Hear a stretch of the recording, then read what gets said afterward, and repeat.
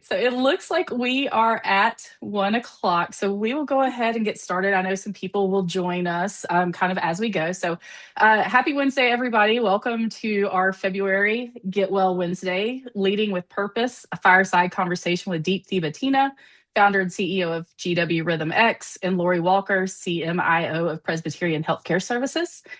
For those of you who may not know me, I'm Misty Avery Wilson, the Director of Clinical Consulting in the Learning Center here. Today's fireside conversation will serve kind of as a part three of a series dedicated to introducing our client community to RhythmX AI. So we began in late 2025, right after the exciting announcement was made that we were merging GetWell and RhythmX AI to form this new GW RhythmX company. So we had Deepthi with Michael O'Neill back in December just to introduce herself, share her background, talk a little bit about the mission that drives her work. Then in January, we followed that up with an actual demonstration of RhythmX AI with Deepthi and Dr. Fraunfelter, just to kind of showcase how this precision care platform seamlessly works within the EHR to bring this medical superintelligence to life. If you were not able to join those webinars, the recordings are available in the Connection Hub, so you can always go back and reference them. And so today we're going to come full circle. So we're going to hear directly from Lori, who is a RhythmX AI customer, about how Presbyterian Healthcare Services is using RhythmX AI to transform the way they care for the patients, and so much so that they're actually going to plan to scale enterprise-wide. So with that, just a few quick housekeeping announcements. Everyone is muted due to the size of the audience. Feel free to put any questions or comments in the chat. We will try to save time at the end for some Q&A.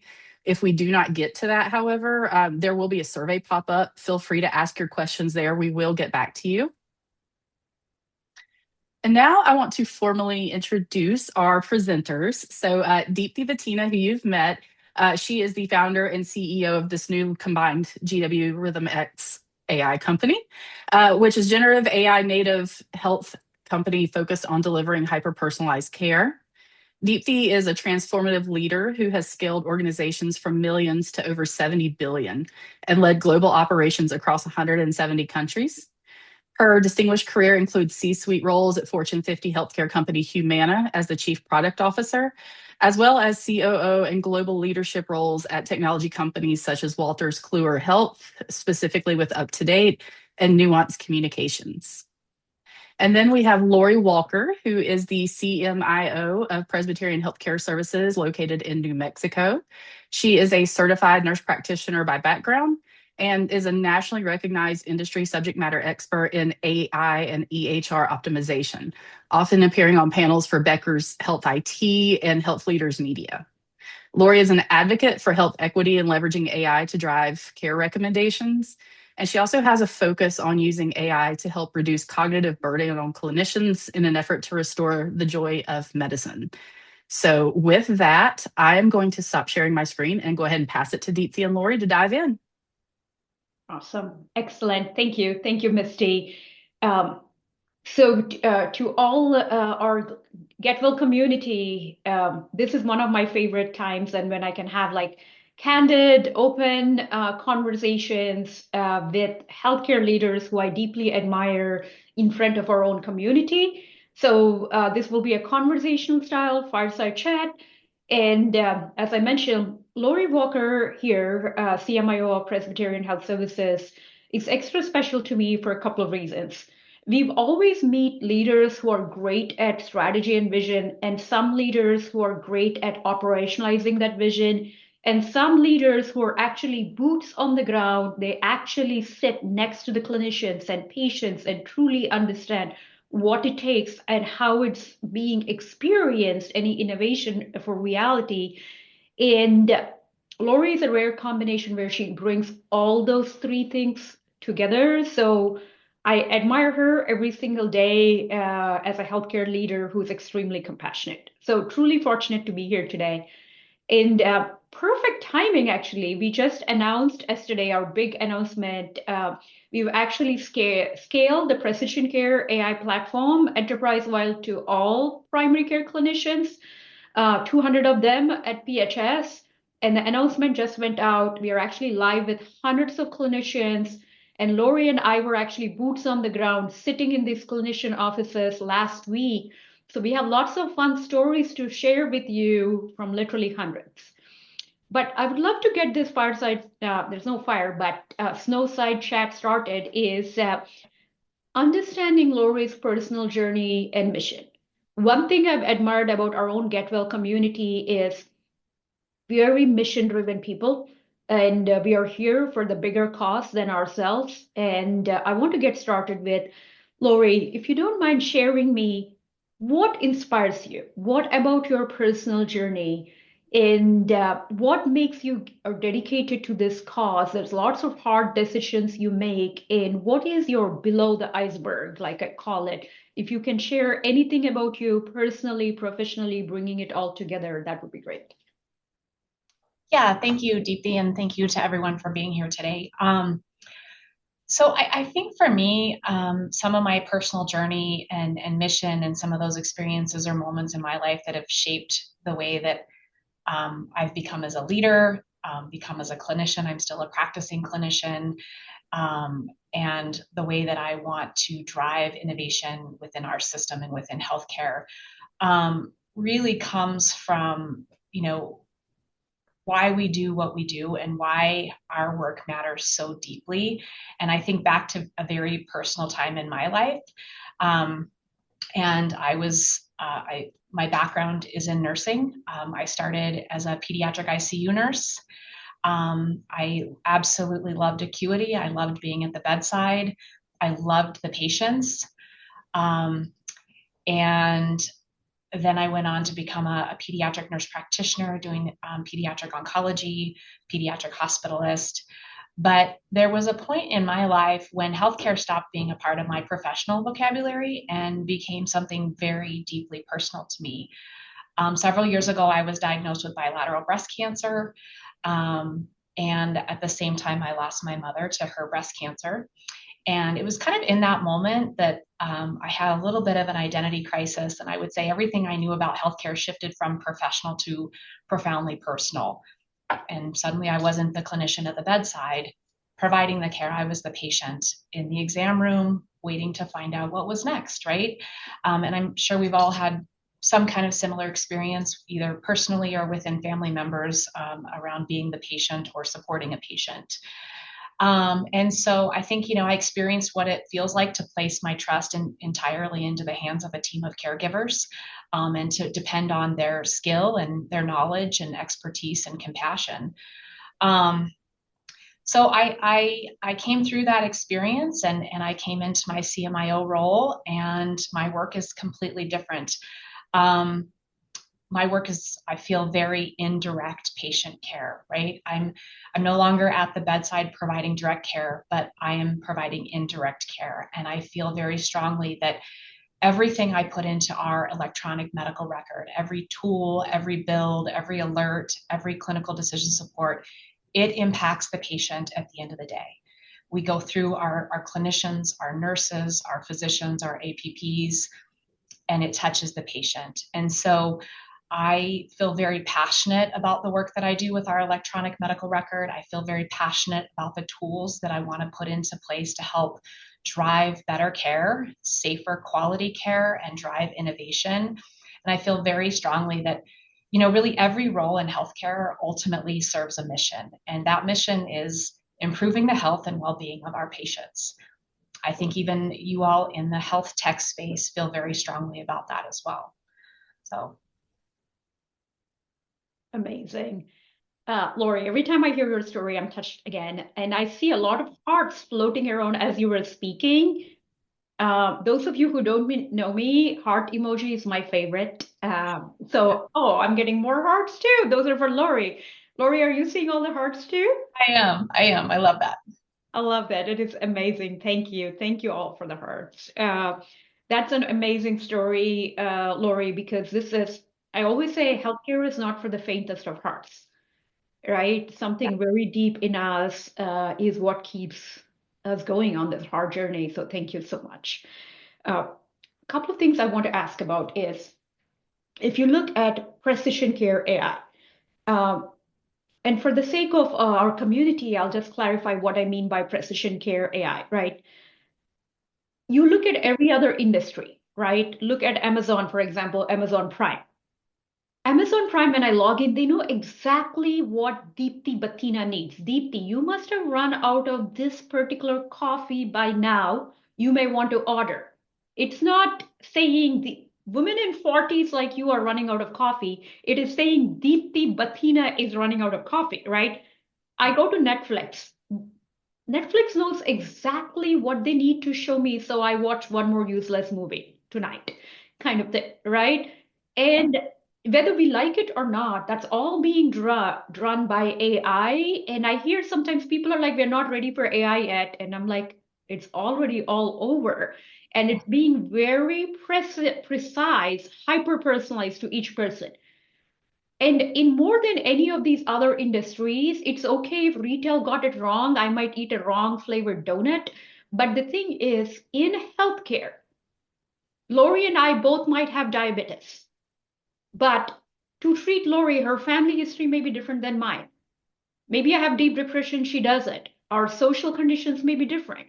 Our comorbid conditions could be different. She's on Humana plan, maybe I'm on Cigna plan. So many things vary to say how do you treat, right?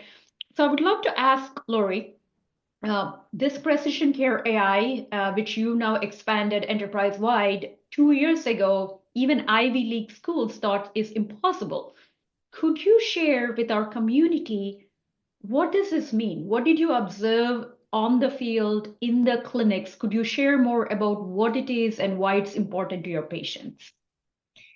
Yeah, I think, and I think it kind of goes back to access, right? And I think and we can sit and talk about, again, as I think about the problems in healthcare, I tend to put on my different hats every time I think about these situations. I put on my leadership hat. And then I think about that. I take that one off, I put on my clinician hat. And I take that one off, I put on my patient hat. So as I think about access, access, it's extremely important. And I think that's what we have understood as being a problem for a while now. And definitely in the state of New Mexico, in Presbyterian, we struggle with access. I know a lot of healthcare organizations do for multiple reasons. And so it's not just about fixing the access, right? Do I move everybody from a 15 or a 20-minute template to a 15-minute template, right? That could be some of it, right? But not every patient fits into the 15-minute template, right? Not every patient fits into the mold of being able to manage their problems and address their concerns in 15 minutes or 20 minutes or even 30 minutes, right? And so I think the template piece of it and asking providers to maybe need to see more patients or walk-ins or double book, all that kind of stuff, that's going to solve a piece of it. And then I think about it again from a leadership perspective. Again, we've been trying to fix the access issues for some time. And what I really found, and the way I think about what I thought about RhythmX is, access opens the door and opens the template, so to speak, right? We adjust that. I think outcomes exposes the limits. And then what I see is the precision really becomes the bridge between the equity and the effectiveness. And so just to flat out say everybody needs to be on a 30 or a 20 or a 15-minute template, whatever that may look like for your area. We have patients that, we're a rural state. We have patients that drive an hour, 2 hours away, coming into their primary care provider, maybe even coming into the urgent care, coming in to see a specialist. We have a high level of poverty. Our social determinants of health have to be taken into consideration when we're seeing patients for almost every appointment.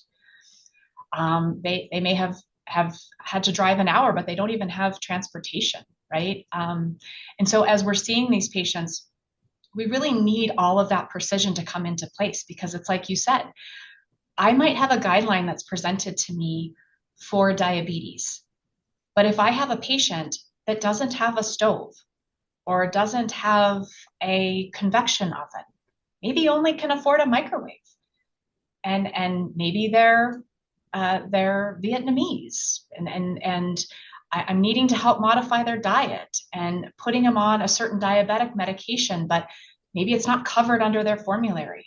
And again, maybe they came in and don't have transportation, getting to the pharmacy to pick up these medications.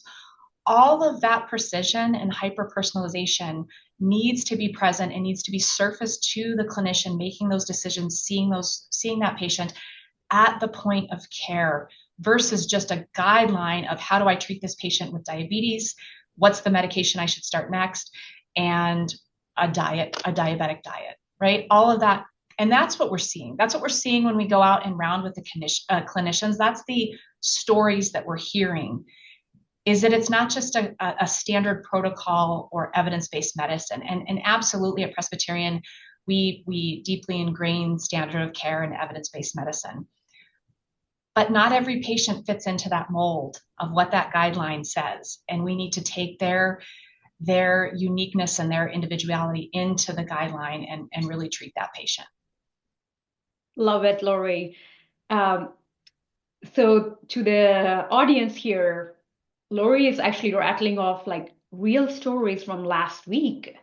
My favorite story about the nose stuff one, I was actually in the patient room with one of our medical leaders, and the patient might be in like late 60s, where there was a conversation about I have no gallbladder and my diabetes is progressing, and the physician mentioned something like, I'm paraphrasing, you should be on low sodium, high protein diet or something like that.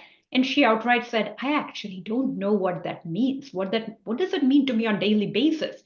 And he's like, let's use RhythmX AI to do this hyper-personalized thing for you. And he started typing in RhythmX AI, give me no gallbladder, diabetes progressing. And then she started adding, while you're at it, I have no stove, I have no oven, I only have microwave. And then he types it. And then she was like, I actually like Chinese cuisine and vegetable.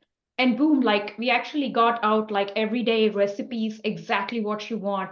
Patient blown away, physician blown away. And these are the things about hyper personalization when we care within seconds, not hours, right? So thank you, Lori, for bringing those stories to life. And the next thing I have also is from not only the patient engagement and the clinician physician sacred bond, right? A lot of times, what we both have experienced in these rooms is people might say something very complicated right there in the room. It could be, I'm having this severe abdominal pain, and it could be a very complex patient, or this rare bacteria. You remember one of the stories, like, I have all these allergies, rare bacteria. And clinicians are like, oh my God, I need a specialist help, but you know how many months it takes to get to the specialist. This could be happening in ambulatory or inpatient setting, right? Could you speak to the audience, Lori, about how you're using RhythmX AI today with respect to the specialist, whether you're ambulatory, inpatient, what does it mean to the dynamic? Yeah, so I think some of that again goes back to the access, right? We have somewhat limited in the number of specialists we have. And so it may take 3 months, 6 months, 9 months booked out with certain specialists, in our area here in Albuquerque. And so I think what we're trying to support our primary care providers in particular is how do we help give them tools that they can quickly search the guidelines, it's hyper personalized to the patient, but also they can ask questions of, it's not that they may not refer to the specialist. They may still need to refer that patient to the specialist for safety and quality, but if they know that it's a 6-month wait to endocrinology or cardiology or rheumatology for that matter, they've been able to ask the RhythmX AI assistant, what would be my workup to start based on these symptoms? How would a rheumatologist start a workup for this condition? Or when would it be appropriate for me to refer based on this patient's lab levels? And we're seeing so many questions like that, and it'll come up and it'll say, based on these patients' symptoms, these are the differential diagnoses you should consider. This is the workup you would want to start to do to help get to the diagnosis, or maybe even a medication, and then go ahead and make your referral to rheumatology. But the important piece of that is too, as the patient may wait several months to get into the specialist, that workup is underway. We are not delaying that patient's care by any means, right? Because now the primary care physician or APP knows what the workup should be. They start that workup, they start to get results, and when the patient actually sees the rheumatologist or endocrinologist, they can take all that information and immediately start a treatment. So it's not like we're delaying any care and waiting until they see the endocrinologist to start the workup. And I think that's really been empowering to our primary care physicians and APPs. And they feel very empowered that they're not just helpless. Oh, I have to wait months to get you into the specialist. They're actually able to continue care. And what we are even finding with some of it is after results start to come back, they realize they can manage it and don't even have to end up referring after all. And that also feels very good to them. And then again, supports the access issues that we have. Amazing. Thanks, Lori. And what we spoke about, you had so many of these, like there was at this PMG meeting and our specialists are asking whether it's inpatient, whether it's cardiology, when can we get it? We heard some of the stories, ER and inpatient this week are like, when can we get it? And then not just APPs and physicians, your RNs and MAs are like, when can we get it? Yeah. Why do you think there is so much interest? And I know we're working on the pilots rollouts into those specialties too. Could you share about why you think that's the case? I think because it's amazing innovation, right? And the time that we sit as clinicians and think about the time that we spend in chart search and chart review and trying to dig through the chart, finding certain results, or, like I said, we have some very complex patients here, and they may drive an hour to be seen. And so if they have 8 or 9 problems, we want to address all those problems, right? They've driven far, and for 8 or 9 problems, they may be on, I don't know, 10 or 11 different medications, right? The complexity of some of our patients.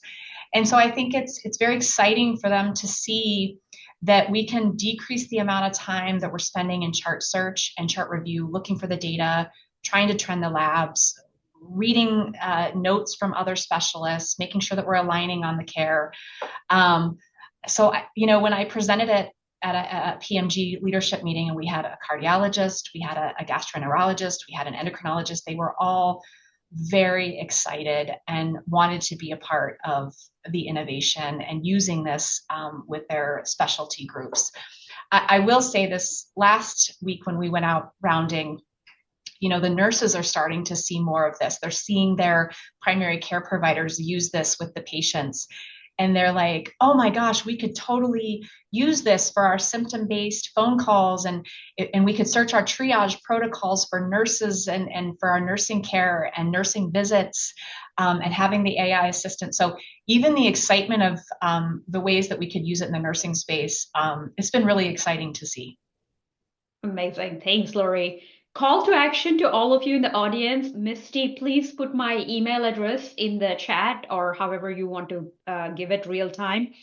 We will be launching this for ER, inpatient, and all ambulatories within a month, coming soon. And I know our Get Well community is huge into the inpatient space. If you want to be one of the lighthouse customers for it, please reach out to me. Now would be a good time because we will be accepting max 3 to 4 lighthouse customers for it. Presbyterian will always be the first, of course. So could you please reach out to me if there is any interest? That's the call to action. Thank you for my email ID. Lori, my next question is, you are also an Epic first mindset leader and Epic expert. Most people on the call either have Epic Cerner or some EHR like that. Could you speak to about dynamics with Epic? Because $1 million question people are always wonder is, will Epic do this? Should I be waiting? What would you say? Yeah, I think so. For us, we were trying to develop this in Epic, right? We were working with expert Epic analysts. We were working with our Epic technical support, who are all fabulous and fantastic and truly experts, right?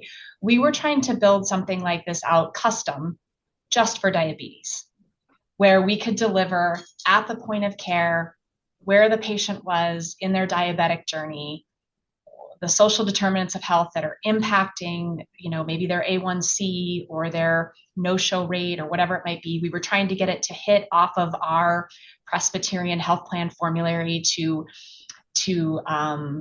alert the clinician to the safe, high quality medication at the lowest cost based on the formulary. So we were using, I don't want to get too technical, but building out CER rules and using our practice alert advisories, right?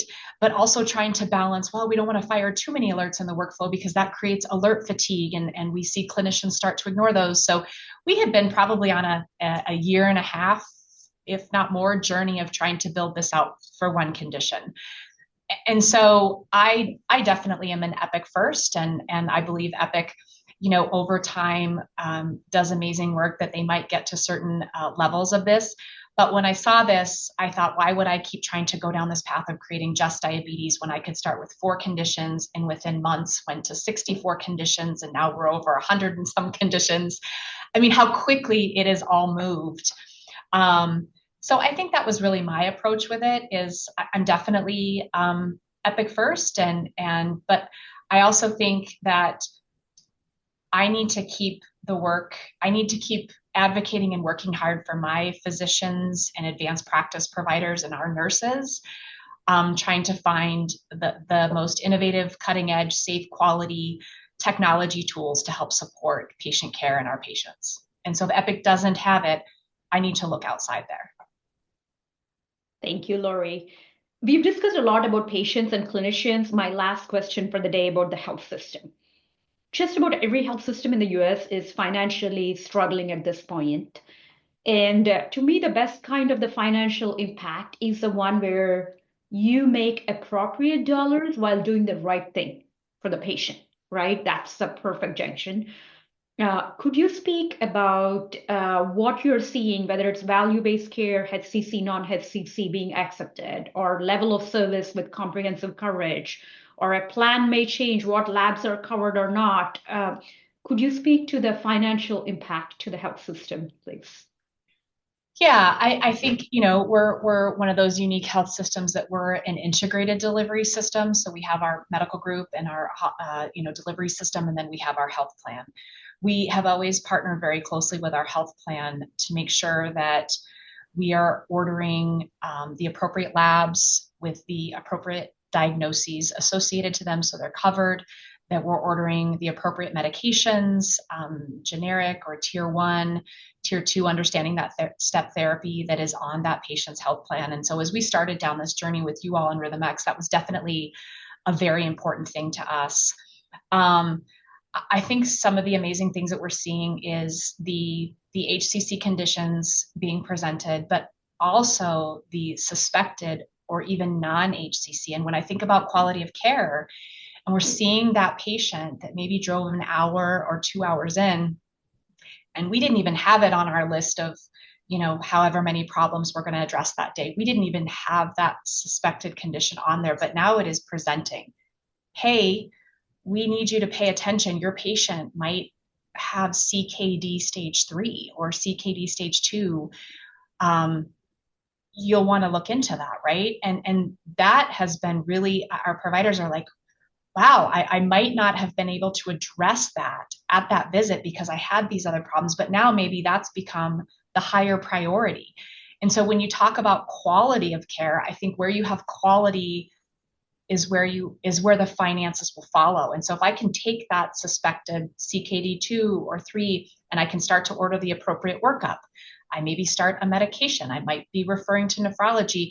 Yeah, you might see a little bit more ordering and cost up front, but on the back end, if you prevent them from going to end-stage renal disease and dialysis because you paid attention to it and caught it earlier, you're going to have a way better, a huge impact from a quality perspective as well as a financial perspective.